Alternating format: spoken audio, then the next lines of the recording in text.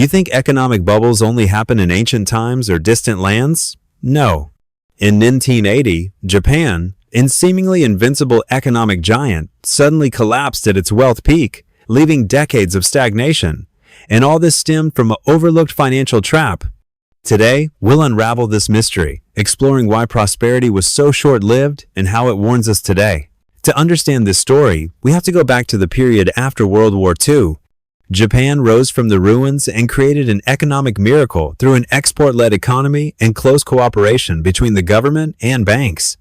However, beneath this brilliance, loose monetary policy and excessive speculation had already laid the groundwork, like a time bomb waiting to explode. In the early 1980s, Japan's economy grew rapidly.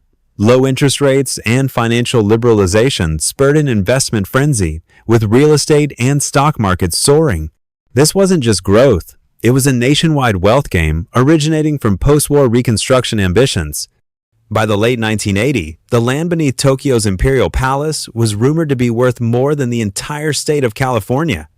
The stock market's Nikkei index soared from around 13,000 points in 1985 to nearly 39,000 points by 1989.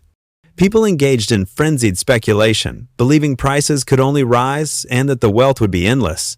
But in 1990, the bubble burst mercilessly. The government raised interest rates to curb the overheating, and the stock market and real estate plummeted. The Nikkei index lost half its value in a single year.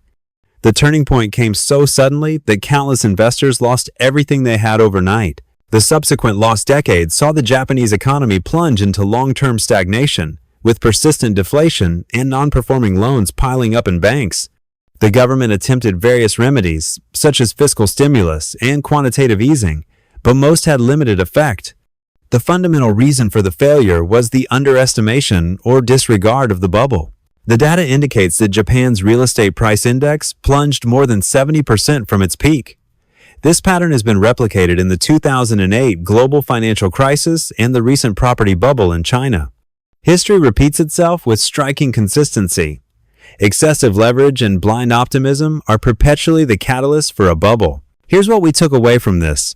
First, economic bubbles are often born from policy easing and collective euphoria or mass hysteria. Second, the aftermath of a burst is severe, making stronger financial regulation essential. Third, we must learn from history to avoid repeating the same mistakes.